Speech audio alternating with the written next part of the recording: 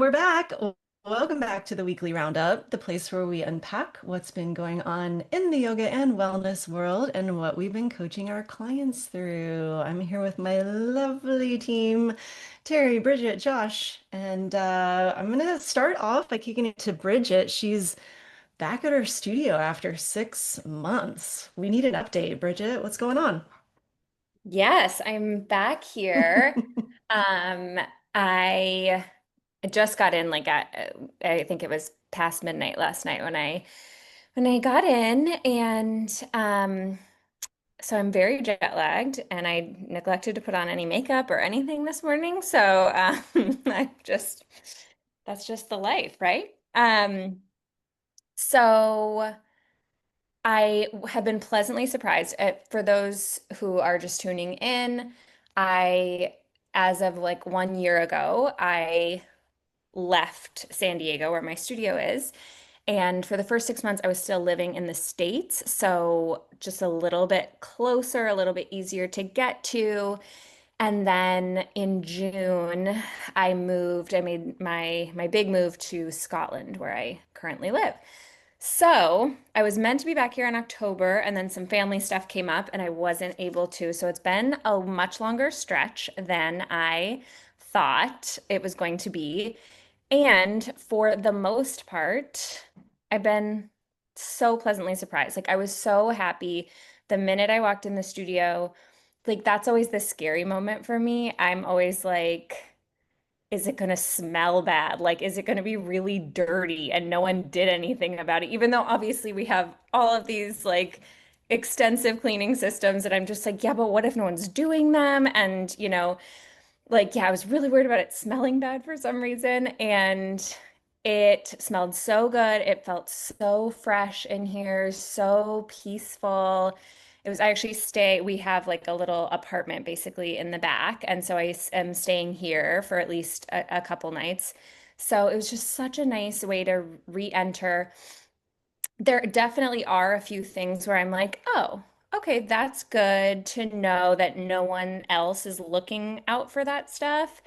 And I knew that there would be stuff like that. I actually have run my studio remotely a long, long time ago, um, during like COVID and stuff. So it has happened before, and I was actually even further away at that point. But I really was reflecting last night on how actually the space can give you a little bit of perspective, I think. Like seeing it with fresh eyes, there's a couple things where I'm like, that was how it was before I left. And I was just so used to it. Like our bathroom really needs a refresh. Like it gets clean and all that stuff, but it's been the same for almost 9 years now. And like the paint needs redone and it's just a little bit like dated. And I really care about like the bathroom feeling really like fresh and pristine. And there's just stuff that age does that no amount of cleaning can really change. So that really, I was like, that was how it was when I left. And I kind of ignored that or didn't notice it just because I was so in it. And then a couple other things where I'm like, that actually needs a little refresh. Our retail area. That was definitely one thing I didn't mention ever to my team, like, how's retail? Like, do we need a little refresh of stuff? We don't do a ton of it, but just a little bit of swag, and that's looking a little bit like sad. So there's just a couple things here and there, but I really think it's a lot harder sometimes, especially for me at least, to see the big picture when I'm just in it every day. And I know Josh just like elevator emerged onto the screen. Um, so I know that's not possible or not even desirable for a lot of studio owners to take that space away, but if you can recreate it some other way, maybe like, Terry's always saying like take a vacation, put that on your list of things to do, like get away from the studio and maybe just really purposely try when you come back to see it with fresh eyes and put yourself into that perspective of like, okay, what if I had been gone for a long time? What would I think about this? Or if I was just walking into the space for the first time. So lots of stuff for the most part, very, very happy, relieved, all the good stuff. So I'm going to be giving my team lots of love and props for that. and adjusting where I need to adjust. Whew, okay. It was long-winded, but jump in, anyone. A couple of thoughts came to mind. First off, bathrooms. Yeah, I will base Google reviews in restaurants, particularly on the bathroom. yeah, If the bathroom is pristine and clean, because if the bathroom looks like crap, what does the kitchen look like?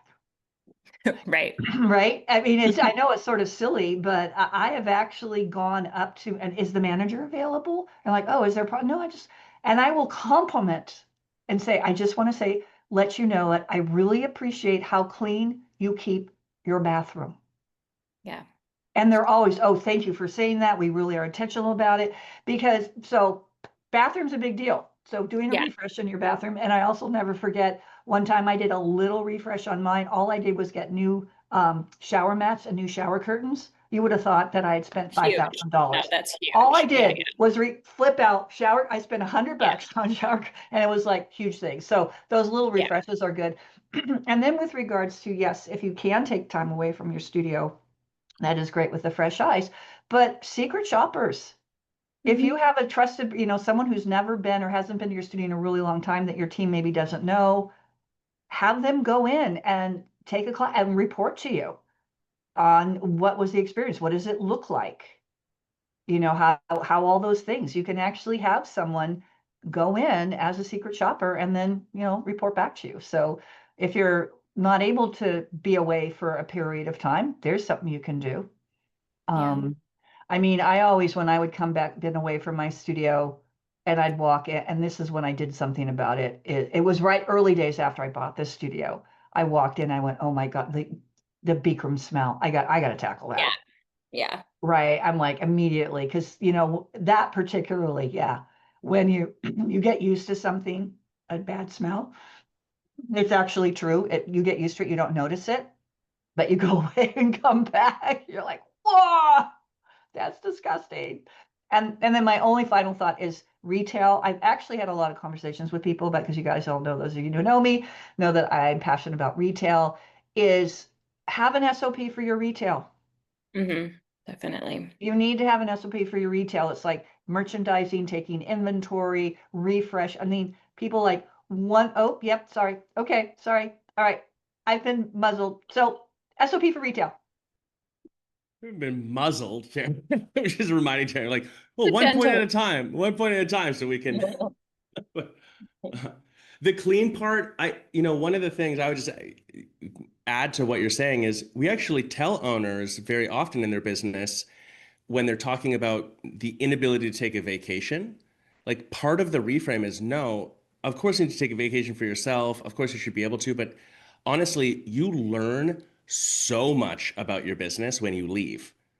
Suddenly, the shit that you don't think breaks. Stuff that you're sure is going to implode, nothing happens. And so you see where your weak spots are, you see where you can improve, you see where your systems fall short or where you're lacking a person, including simple things, cleaning, whatever. I don't know. So like it would be worth at a certain point, I'm stereotyping here, probably year 3 in your business, like you've got your basic stuff in place. It would be smart to leave for a couple of weeks just to see what breaks. Yeah, Like the totally. value of the learning of that is so high, like way more than you think. So there you go. It's official. Part of your strategy, take a 2-week vacation in year 3 on purpose to break shit. Stamped, approved, ship it. Uh, what happens whenever you see what's breaking and you try to implement on some SOPs and then your team rebels? Has this happened to anyone? Ooh, great segue, Carol. Yeah, we were talking a little bit before the call about authenticity and also being, intentional with your team and expectation wise. And it's funny because I would notice the thing that I would always notice when I was gone was the top of the fridge would be dusty. And I'd come back and I'm like, nobody's dusting the top of it. Do they not see it? And then I was like, you know what? I could have the desk team do like every other day, like little dust to the top, and it would never happen again. And guess what? they were fine with it because it was, just part of their SOP, part of the thing that they did. But I have been working with certain studio owners that they try to do even the littlest addition and they get pushback. Mm. So it's interesting. It's such a common conversation we have about pushback and whatever else. Recently, I don't know if it's the new year. It seems like in the new year, typically businesses are kind of hustling. There's a lot of action. So sometimes maybe that heightens the stress. Like it seems like this is a common thing at this time of year, in my experience, where not that things break or implode totally, but you get weird pushback shit on stuff. Um, I would take it a different direction slightly in that if we unpack like where does pushback come from somebody and try to look at it through that lens, which is hard because sometimes you're like, fuck, it's just do the thing. What are we talking about here? You know, but that's not the industry most of our wellness businesses are in. And that's fine. I'm not saying you have to do that. I'm just saying it's frustrating. In my experience, there's only like a few places it comes from. So one is someone is poor at communication, but legitimately cares. So the pushback is framed wrong, but they're actually trying to help. Like they have the best intentions. And in the beginning with people, a lot of the time, I think a really great path to try first is make that assumption. Like I know we say never to assume anything, but like gaslight yourself into assuming when Bridget's like, I'm not going to clean the top of the fridge, be like, it must be that Bridget cares so much about something else that's happening and there's a reason why this, and I'm going to go to Bridget and go through this scenario from that perspective because it really changes your interaction, I think, with people. So like assume the best, but then the other element of like where would this be coming from? Generally, it seems like, and when we're at on-sites, Terry, Carol, and I, we experience this commonly, I would say, like at least half or more percentage of the time, where someone really pushes back on something we're trying to implement. And what you realize is it's their own personal comfort, like it's their own internal dialogue, narrative, comfort experience. That's what's coming out. And so you can have a little bit of empathy. It doesn't mean that you don't still enforce or whatever else, but it's like they aren't able to articulate that this is in some weird way pushing them internally and making them uncomfortable. And the solution that's coming out, because humans are smart, is I'm going to push back on the owner because I feel comfortable enough to talk to my owner like this, to try to not make this change because it would be more comfortable for me to just not have to do the thing or to just go through the motions however I want.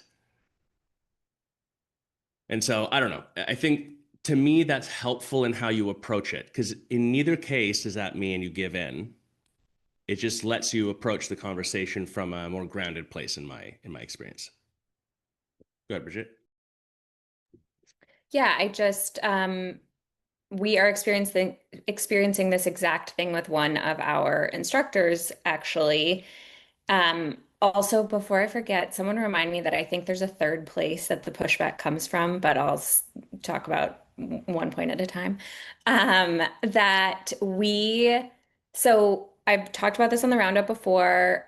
We have recently implemented a policy where all of our teachers need to give hands-on assists in class, and that's just part of our culture now.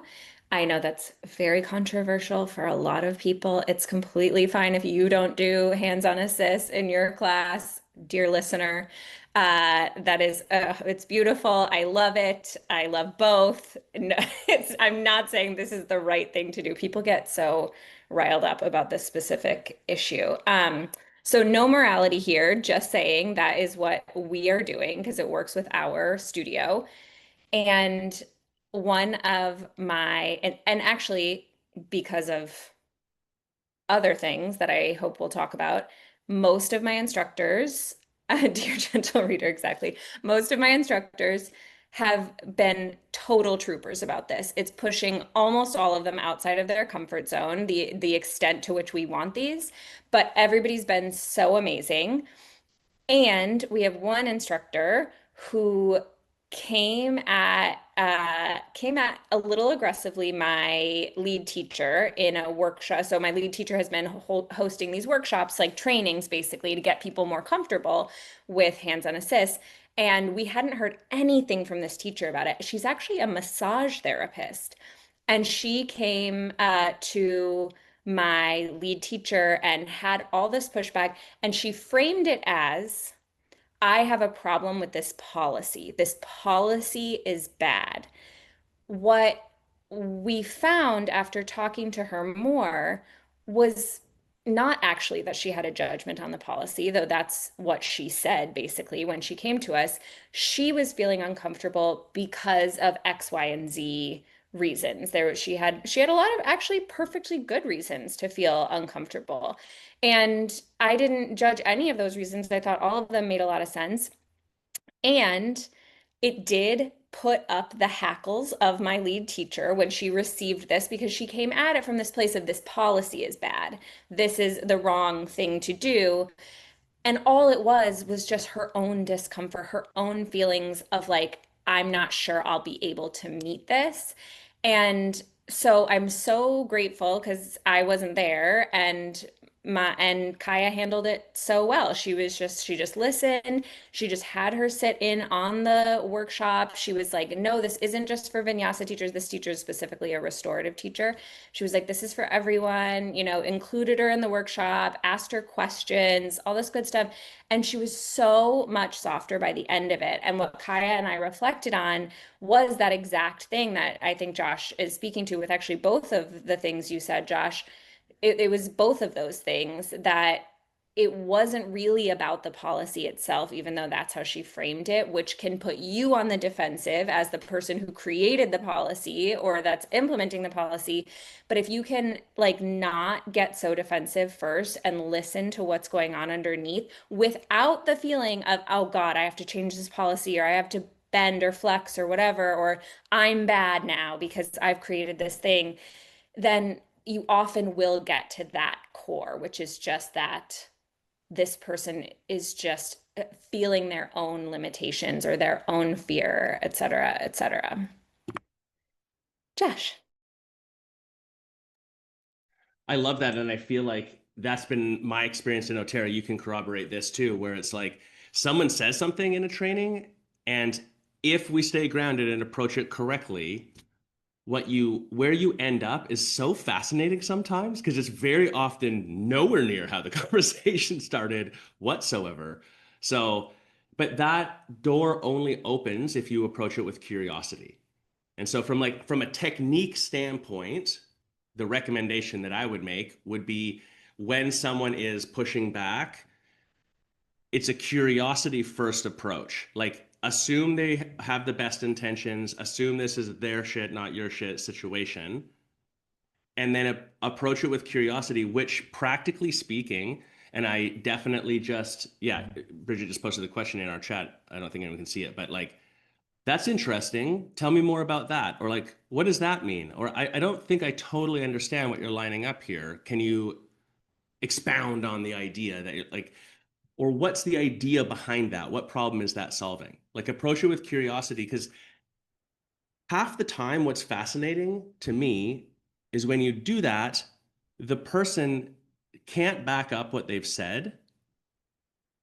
And then when they go to try to do it, they actually convince themselves that they're okay with it. You just literally say nothing. And they're like, I guess it's fine. You're like, okay, let's move on. So I don't know. It's a weird thing. Anyways. Oh, I would just add the comments. Bridget, I want to kick it back to you on what the third thing is. Defensiveness, you said, like, try to not come from a place of defensiveness. Man, like, someone has to adult.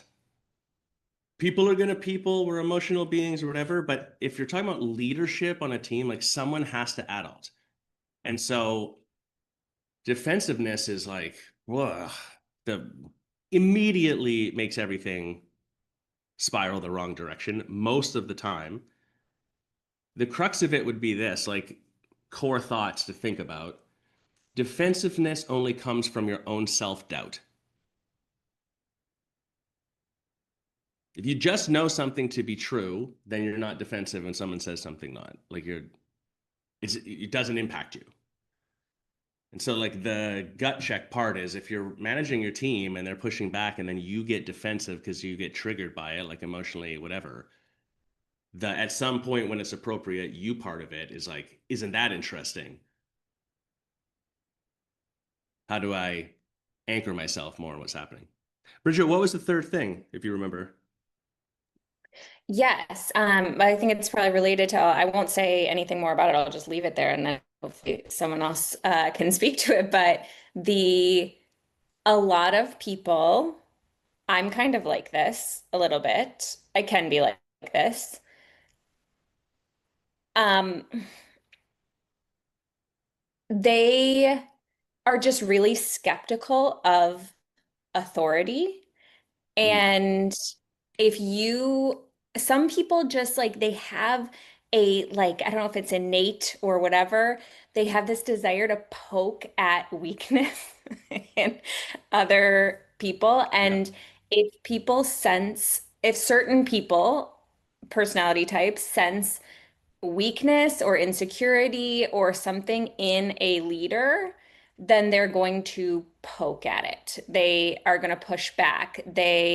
And truly at the root of that, like at the risk of, making this a psychology podcast, is just a fear that they're not being led uh, safely. And people want to feel like they are being led in like by a confident, safe, authoritative, like someone really in their own authority. And some people just are like, fuck you, if they sense that you don't have that authority about it. So I would love to hear other people's thoughts on that. I feel extremely called out right now because that was me at 25 when this man that I mean, had I already authority clapped just it, could Carol. see. So. I was like, Hmm. nope, that's it. Yeah. So I need to sit with that, I think, for a little bit, actually. Thank you, Bridget. How wonderful I can grow from this experience. Always here for that, to trigger you in any given moment. I'm always happy to do it, Carol. Mhm. No, I mean I think it is really interesting to talk about these things because then you can put yourself in the position of your team and like again, it goes back to what we were saying earlier, like how do I best communicate this? Or do I need to speak to this person individually instead of in the group as a whole? Like I don't love having to like I don't know what's the word? Kind of like kowtow to certain people or personalities, I guess is the way it's coming out in my brain. But because I feel like if I'm going to communicate something, just let me do it this way. And but there might be instances where, depending on what the policy is too, it might be a better idea to have one-on-ones or small group or something that you can have an exchange instead of just like more authority, just say this is what it is and slap it down. I don't know. That's where my brain is going. I think you're right, Carol. I'm trying to remember what it's called, but there's two terms, one referring to the resistance of authority generally, like just generically, and the other one of like the poking at weakness thing. What's fascinating is in biology specifically, like I learned this when I was working in marine biology for years. If an animal in a group is hurt, injured, weak, whatever, the other animals pick on it or kill it. Like it's like weird.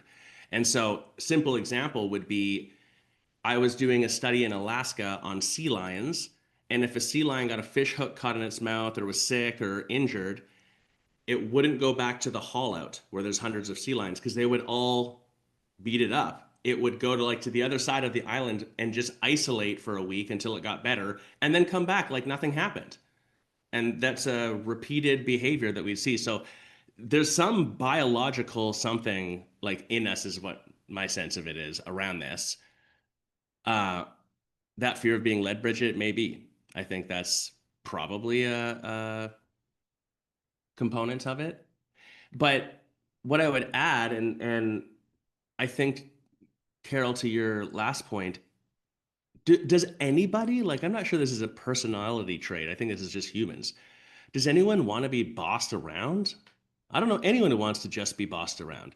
Being led, being inspired towards something, sure, but I don't think anyone just wants to be told from a pure authoritative standpoint, do this or else. Like, I just don't think that we want to feel like we have agency in all cases. So I don't know. I think that's the like tricky part is how do you maintain the sense of agency for your staff while holding them accountable within the boundary lines and motivate them towards the things you want them to do. It's like a lot at the same time. But you know what? And it's not. In the end, it comes back to like, what the fuck are we doing here? It's your vision. What are we doing? What's the purpose? I'm sitting here chortling to myself because definitely I grew up in the era of Did you say chortling? How do I spell that? chortling, Chortling? chortling, chortling. Um, because I grew up in the era of because I said so, and that's the only reason you need. And sometimes that is, you can still apply it in 21st century with agency, with this, with all of that. There is a point where it is your fucking business. And I was having a conversation with a friend of mine who's a few years older than I am, so definitely boomer.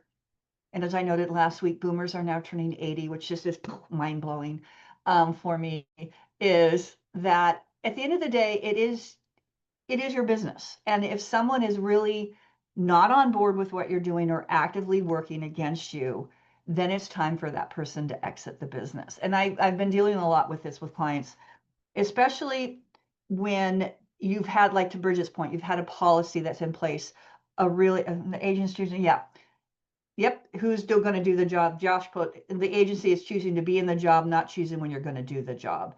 It's okay. I think when you're having a business and like Bridget pointing out, it's like, oh, I come in, I'm like, what worked for us 5 years ago isn't working now. So coming up with a new policy and then people are pushing back on that.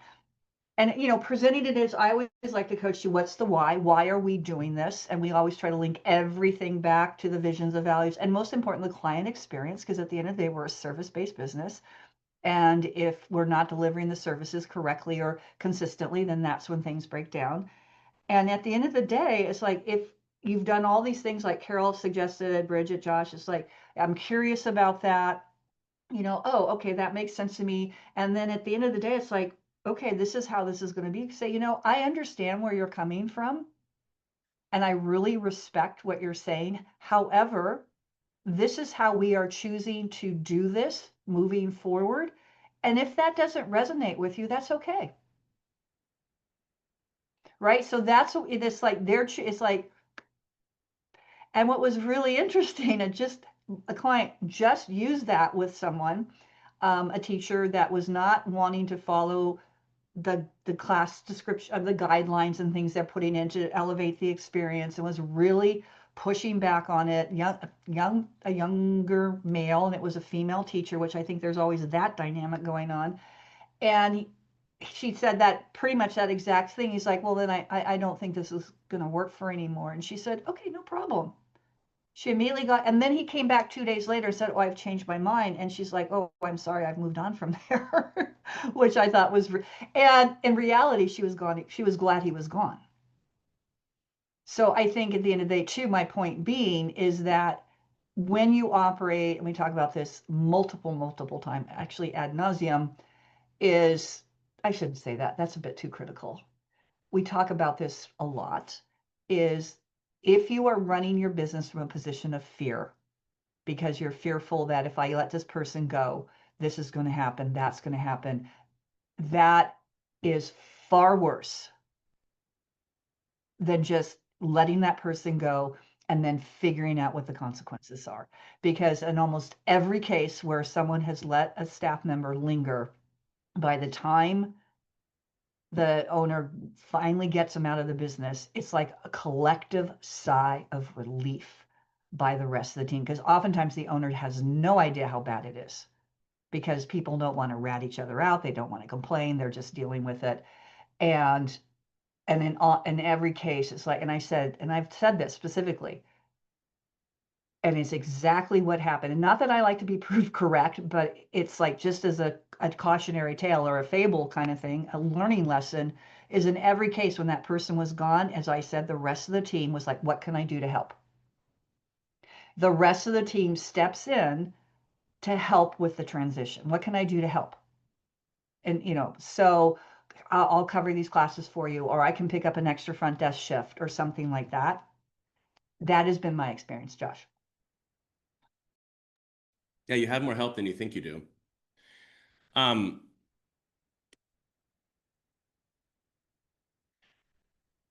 if the goal of running, like being an entrepreneur and opening your own business, why? Like sometimes you got to go back to just like the core original thought that you had. Why the fuck did you open a yoga studio, a Pilates, a therapist office? Why'd you go to school to become a massage therapist? Or like, what are you doing? Because you had some inspiration towards it. You like doing it, whatever, whatever. You want to make your life doing that. But then you've got your business, and I feel like the reason to have your own business is, amongst other things, freedom. Like that's on the personal entrepreneur side, categorized as financial gain and wealth gives you freedom and support. So that's a component of it. Like, yes, you've got to make money, but also the simple stuff we talk about, making your own hours, this, that, the other thing, which is laughable sometimes because you're like, yeah, I can make my own hours, but also ball and chain because I've got to run the whole thing. So double-edged sword. But the point being, if freedom is the simple definition of what the heck you're even trying to do, but then you're operating from fear, are you free?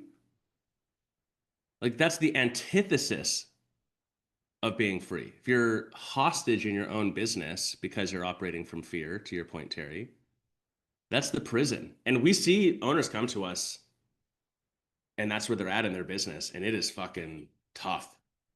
It's tough because the worst case scenario in my experience as a coach is someone comes to us in that position and they don't know that that's where they're at. And what happens is they resist everything on the coaching side too, because they've like habituated resistance and non-change and attachment. They still complain about it. They still want the more. They still want to fix it, but they haven't seen that they're also operating that way. And what a terrible place to be. That's not fun. Like running your business should be fun. I know it's a weird statement, but if it's not all the time. You're not going to love it all the time, but generally, otherwise, what the fuck are we doing? So I don't know. I think fear is like a huge flag on a personal level, but as an entrepreneur, that of course you can be scared of stuff. But if you're operating from that place all the time, I think you really got to gut check what's going on, because that seems like the equation's off to me at that point. Yeah. I want to add just one last thing to back us up because I looked it up. I couldn't remember what it is. When someone is identifying and exploiting weakness, like probing for the thing in authority, I remember I was like, where did I read about this? That's one of the first signs of narcissistic tendency. So it's not to say someone's a narcissist, but it's the idea Okay, me of, and Carol just sitting over here being like, yeah. great. Okay, thanks, Josh. Well, I mean, obviously Carol is a narcissist. Everyone knows that. No, everyone has a certain level of narcissistic tendency. It's the self-importance piece. But what I'm talking about is what you were saying, Bridget, when someone just like finds it and probes at it for no good reason whatsoever, that's coming from an egotistical place of self-importance. Not in all cases. Sometimes it's because you're right, or something's misaligned with you. You can see in Carol's face right now, for those of you listening to the podcast, she's nodding like, yeah, because I'm right, which, I mean, sometimes that's just what it is.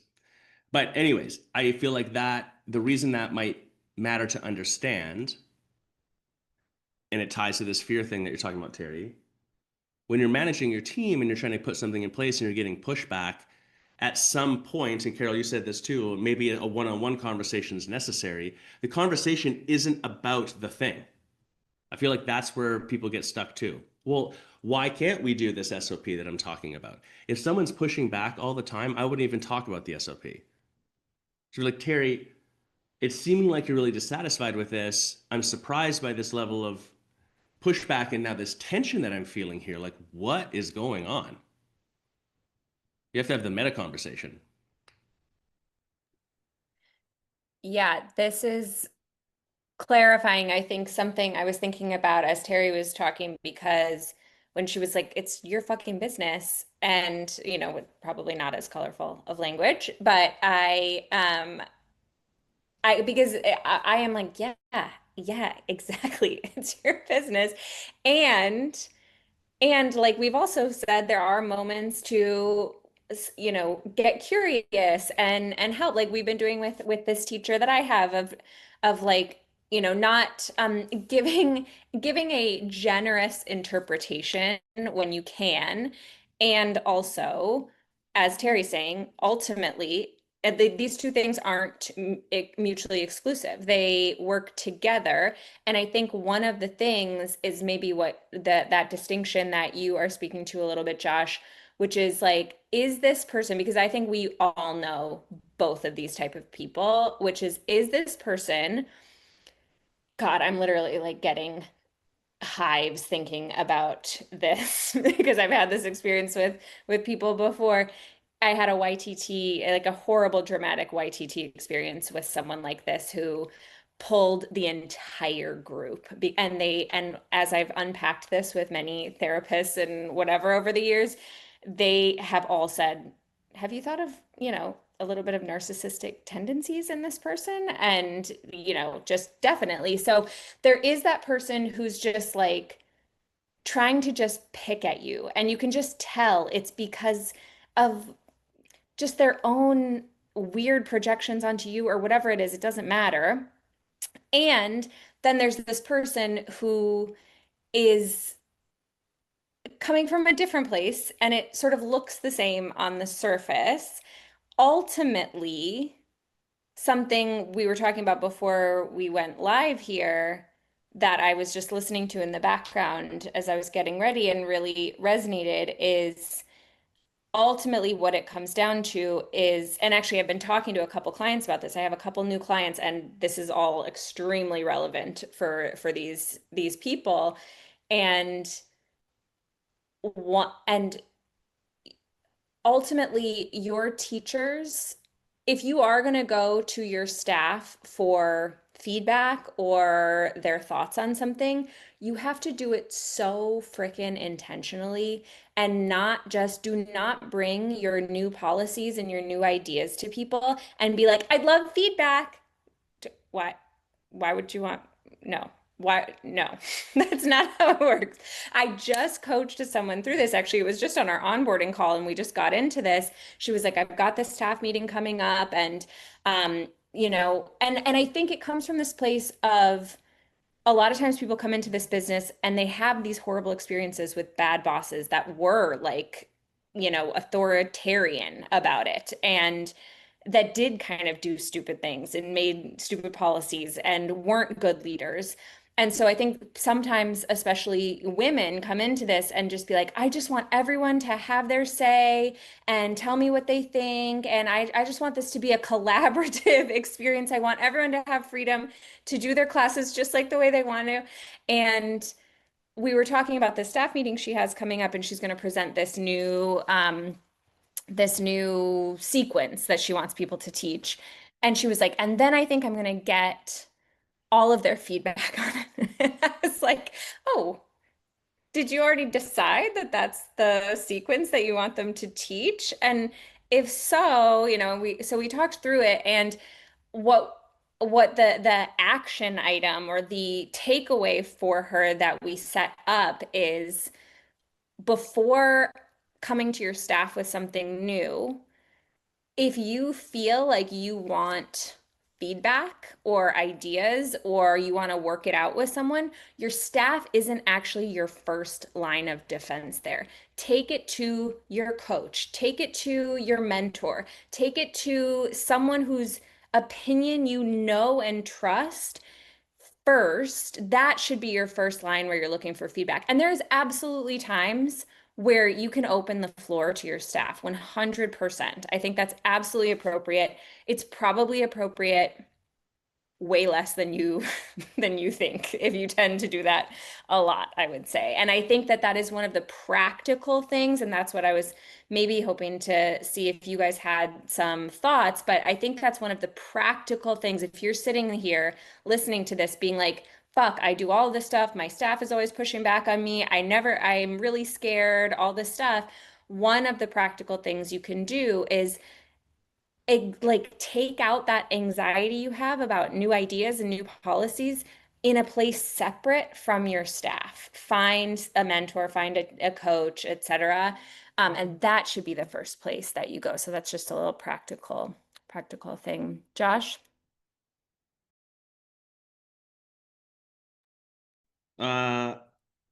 This is great. Yes. Yes to all the stuff. Two thoughts. Quick one, and then like the practical, what else to consider, right?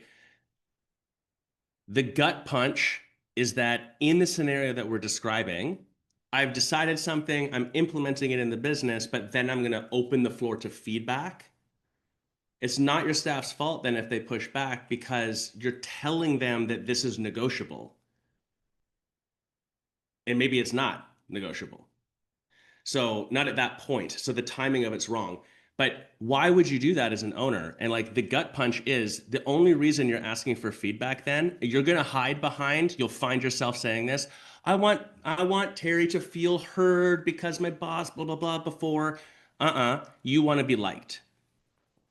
I want my staff to like and respect me, and I feel like this is the mechanism to do that. That's what you're doing. I'm not a psychologist, but that's what I have done in the past when I've done shit like that. And one day you wake up and you realize that's not how that works. Because the other thing that happens that's weird in the business is you'll have a whole team of people being like, I really like Carol. She's whatever, like she really cares. I like Carol as a boss, whatever. But they won't say it, but they don't do anything Carol says. They don't actually respect Carol. Being liked doesn't equal being respected. But what's interesting is if you're well respected, you're usually liked. Maybe not like we're going to be pals, we're going to be friends, but it's very hard to hate someone and respect them at the same time. It's possible, but it's very difficult. So, from a leadership standpoint, I don't know, gut check on it. The feedback thing, here's the reframe that I would suggest really practically. And this is maybe a bit controversial. I've had some owners I did like, especially early on, if we're like on a free call or something like that, they don't like this. Your team, in most cases, cannot give you feedback. They are not your peer. They're not at the same caliber, level, understanding of the environment, investment, experience as you are. They can't fucking give you feedback. Why would you ask for feedback from someone who doesn't own your business? That's the dumbest thing I've ever heard. The reframe is you don't want feedback from your staff. I'm sure there's an exception out there of a staff member, whatever, but just generally, right? What they can help you do is understand on a deeper level what they are experiencing operationally to gain more clarity on what they see in the business and to understand a problem or a flow or what's happening. They can help you do that. You don't want feedback. You want clarity from them by asking them like, well, what's this? You can even ask them to brainstorm. Well, Bridget, like you're saying this, what would it look like if this was just like way easier? And see what they've got. You can do that, but none of that is feedback. We've got to reframe this. I don't know. I can't think of a single time I've been in any business where we're like, okay, here's what we're going to do. Here's some feedback. And then someone comes up with something that we're like, holy shit, never thought of that ever. Didn't consider it at all. Thank God I asked for feedback. Let's change the entire policy and SOP that we just spent months working on. 0 times.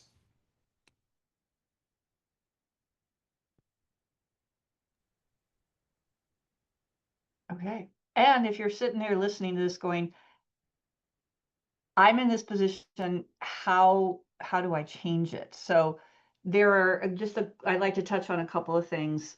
It does start with hiring, and obviously if you already have a staff, that can be challenging, but you can start. And one of the things I wish I'm kicking myself for not saving it, but I watched a thing on YouTube. I'm still trying to find it, where she was a hiring professional, did hiring. And one of the things she talked about is here's what the basic job is, right? Da da da, question answer. Then she takes time to say, these are the shitty parts of this job. Right? Because it's like, obviously we think working at our business is the most wonderful thing that's going to change people's lives, which it can, obviously, particularly when we're in the health and wellness. However, it's like there are parts of every job that are just not very fun. And she absolutely says, I address those in the interview. Like there are going to be times when you're going to need to respond to messages outside of normal hours. There are going to be times when you're going to be asked perhaps to do this, this, this, and this. While it's not a regular part of your job, or this is a regular part of this job, and are you okay with that? Because then you're addressing those things, those parts of the job that sometimes aren't so fun, right during the interview. Right? So then later on, they can't say, well, I didn't know that. So you can start there. One of the things, start by looking at your job application. And in a case of like, these are like I actually had on my job application, I said, part of your duties will be cleaning toilets and showers. I just didn't say cleaning. I was specific that in a hot studio, we're cleaning showers, we're cleaning toilets. Finding out. So that was very helpful. And then the other thing is there's nothing to say, particularly if you're changing a lot of things in the business. There's nothing to say. And if you don't have one, you can get one. Have everybody sign a new employment agreement, stipulating this is the new role. This is what we're doing. This is what we're moving to. Are you on board with us? I mean, that's just one step down from burning it to the ground, which I've talked about before on other roundups and posts, is like, you can just burn it to the ground. But this is a step towards that. This is what we're doing. This is what the vision of the company is. This is where we're moving. This is how and then here's what the things are. Have the conversation. Are you on board? Yes or no? Then there's no question about, if I don't like policy, if I don't like something going on, now it's on my decision whether I want to continue forward or not. And if I do continue forward, now I know as the owner, it's like Bridget's like, oh, she's been pushing back, but she said, yeah, I can live with that. And now if Bridget's not, I'm like, hey, Bridget, remember you agreed to this. So there are some practical things that you can do to move in the direction, particularly if you're, and I say this again from experience, is that if there's like, it's like you're trying to go from this wide apart to this, right? This is a way you can start getting to where everybody's in their lane, everybody's doing what they're doing, everybody understands. Bridget. Yes, Terry, I think that is the best practical way to start, especially if you're starting from zero or, a very unfamiliar with authority, unfamiliar with management, leadership, etc., which I know many, many, many yoga studio owners are, actually for wonderful reasons. Often that's just who winds up owning yoga studios, but that is what has been sort of percolating in the back of my mind this whole conversation, which is all of it seems so like heady and like we've been kind of joking about, like psychoanalytic and all of this stuff. And yes, that stuff is part of it, and you will have to go on a journey with your own shit and your own psychology and your own triggers and traumas, et cetera, et cetera. That's just gonna happen in small business ownership, in entrepreneurship. And it's a feedback loop, and you can start with really practical stuff, and all of this authority stuff, all of this leadership stuff is nothing without the foundation of systems and policies and clarity. And that is how you can start building authority in yourself, is having just tons and tons of clarity. Something Josh says a lot, or I've heard him talk about a lot, is make make your staff accountable to the system if you can, rather than making you the, like, how shitty does it feel? We all know this feeling of walking around, like I've been tempted to do as I'm walking around my studio, like just tempted to just send a bunch of little Slack messages being like, oh, just remember this, like all of this shit, that I'm just noticing isn't absolutely 100% perfect. And that makes you crazy. It's so uncomfortable. It totally undermines the freedom aspect of it. That's not freedom. That is you being a prisoner to every speck of dust in your studio. And these systems help you, and you just starting to implement these systems, which, don't get me wrong, I've talked about it many times. I feel like this is my hashtag Terry's dad, is just like talking about this experience that I had in my business, but it will be painful at parts. People will push back if you're starting from nothing and you're starting to create these systems, and it will change your life for the better. It will make you a much better leader. It will make your staff happier over time. You will lose staff because some people don't like it. Great, amazing. Yeah, so definitely that's the most number one practical thing you can do, is just start creating those systems. I just want to have one more pro tip, and I would absolutely do this if I ever did this. If you are contemplating buying a business and you're inheriting staff, because this is what's unique when you buy a business versus when you build out, you start from scratch, is I absolutely would do this. I would, and Josh talked about this before, I would close for at least a week, maybe two. I'd terminate everybody and rehire, re-interview, rehire, and have all the systems and things in place before. I mean, I know that's like, what? And I think it would be very, because it absolutely signals this is a new game. This is a new day in town, a new sheriff in town, whatever euphemism you want to use. It absolutely is setting the stage. And that's where you can also, like, if you're make some small changes, maybe paint it. Better to shut down and just do those things that need to do. I had a client that just recently did this. They closed for a week, and because they rebranded, it was a long story, but they basically did this. And yes, they had some teachers leave. They did. But they did the studio refresh, and then when they reopened, their first week was free for everybody. They kind of did like a reopen, a grand reopening kind of thing. And that makes sense. And so anyway, so there's something, I mean, yes, it's totally radical. And I don't know, I personally feel that would be something that would work. And maybe, Josh, I think you knew someone actually did that. I don't know anybody did it, but if I ever bought an existing business today in the health, and that's exactly what I would do. Josh. Yeah, we worked for a person, early business mentor of mine years and years ago, 20 years ago now.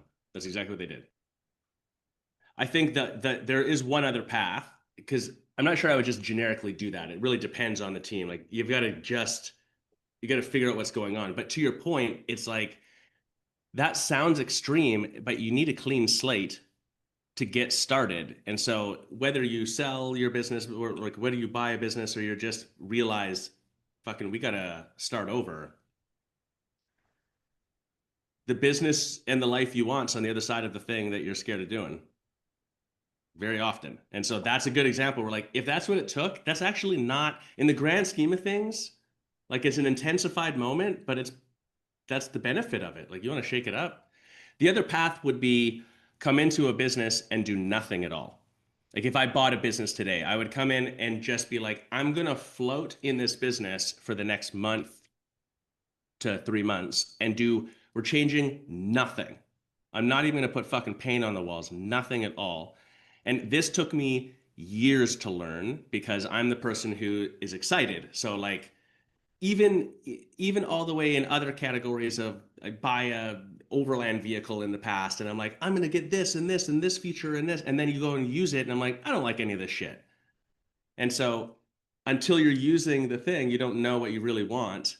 In business, I think it's a little bit like that sometimes where, and for the staff, to Terry's technique, usually this one might lead to the other because it'll take zero time for you to be like, okay, it's fucked. Everyone's fired. We're closing. We're going to re-interview and we're starting from zero. Like you'll see it quickly if you go that route.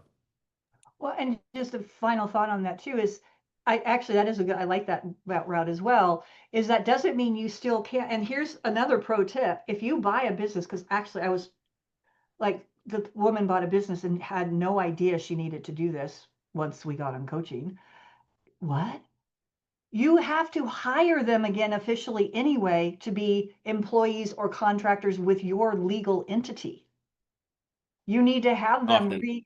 yeah, Yep. you need to have them, at least in the States, they have to get the employment forms under your legal entity because you're not buying the other legal entity. The legal entity is tied to you, your social, your EIN, employee identification, all that stuff is tied to you, not to the previous owner. So, right, you need to get their bank information. You need to get all of this stuff to pay them. They need to do all that stuff. So that there is a moment with that where you got to do that. And you could just, if you didn't want to fire everybody, still have the employment contract, the things they want, and have those conversations there as well. So there is something that you can do it a little more softly, but I'm getting crotchety as I get old. And I'm just like, let's just, Well, you said it, Terry. We didn't say it. We didn't I say know. Anyway, yeah, it. I know. I think that the one of the things I posted in the chat, Bridget, when you were talking about this too, is like there's all these terms that get thrown around, like radical responsibility, but very few people talk about like what the fuck does that actually mean? In the context of the conversation, radical responsibility of the owner isn't walking through and sending 1,000 Slack messages, be like, don't forget this, don't forget this, don't forget this, and telling people.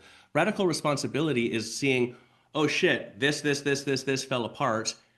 How is it possible that I've created an environment of buy-in, conditions in a system where that is the outcome? That's the radical responsibility part.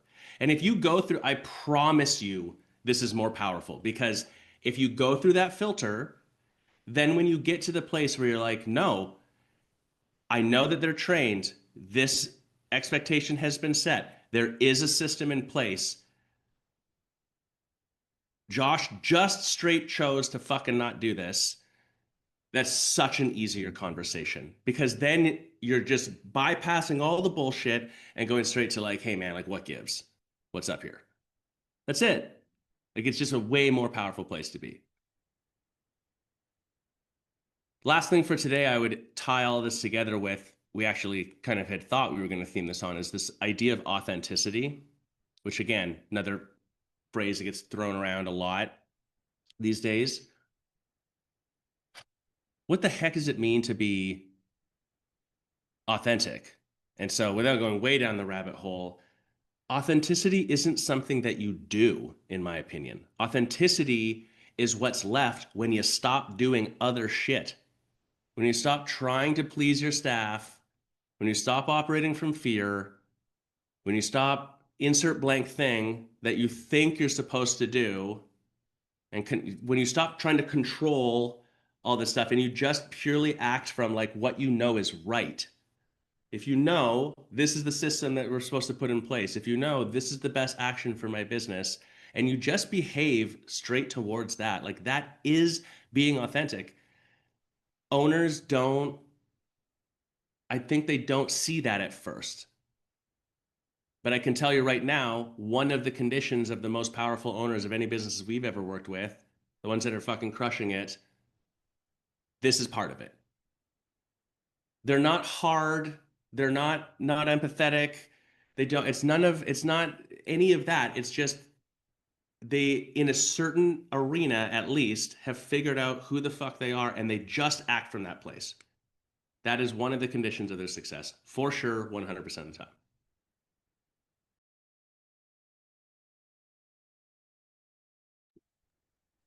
that a wrap? I see it. Bridget. No, that can be a wrap. I've talked enough today. Well, Josh, what's that quote? Because I really like it. I put in the chat about people. It's not the system. They raise to the level of the system. What is that quote that we've talked about a couple of times? I really like that quote. Oh, yeah. People don't rise to the level of their inspiration or motivation. You fall to the level of your systems. Okay, I actually do want to say my last thing. Because I love that what you said about authenticity, Josh, because I actually am leading a yoga retreat, my second yoga retreat, all about authenticity. It's called the Authentic You. And there's actually still a couple of spots left if you're listening and you want to come. Really need to sell those spots. Definitely a topic for another time. The authenticity is you do not need to conjure it up. You're exactly right, Josh. Authenticity is what is left when you stop, to Terry's point, uh, running your business out of fear. Fear is not authentic. It's not that it's bad or wrong, but fear blocks your authenticity. Fear can show up like micromanaging, like it does in me, which is, oh my God, everything's a 5 alarm fire. I had to make a rule for myself. When I see something that stresses me out, I am not allowed to message anyone about it until like the next day, or sometimes I just write it down and I'm like, I'm just going to talk to Ashley about it, another time. Oftentimes I don't even circle back to it because it's actually not a fucking big deal at all. And if I am in a point in my life where I'm just a little bit extra stressed out, I've just got a little more pressure on myself, I am the most prone to running my business from fear and running around this place and being like, why isn't this done? And there's a little speck of dust on the bathroom sink, like what's going on there? And so that is what to address, if like just noticing your tendencies if you are acting out of that panic feeling, that feeling like you are like it's a 5 alarm fire, whatever it is. That is one way you can get to authenticity really quick, is addressing that feeling in you. And it doesn't mean that you have to never be anxious or never feel panic or whatever, or never feel like stressed about your business, but don't send Slack messages when you are feeling that. Only send them when you're feeling calm and grounded, because that is your authenticity. And that's when you're going to say stuff that actually moves the needle in your business. I would add, to end us off, whatever the emotional thing that's coming up for you is in your business around any subject matter, it's okay. That's normal. Emotion is the flag. That's all it is. If it's coming up, it's flagging something. So great. It doesn't mean you have to behave and have it direct you, to your point, Bridget. But like, it's showing you something. That's why it's there. That's its purpose. It's a good thing. Even if what it's showing you is something about yourself and you don't like it. That's all. Yeah. Yeah, and don't they say all the emotions are rooted in either love or fear? So yeah. if it's stress or whatever, like kind of get deeper. It's one of the two. It's good to know. Yeah, it goes. Yeah, if you keep going back, you end up in one of those two places. That's it. Mm-hmm. Well, that's a wrap on this week's Weekly Roundup.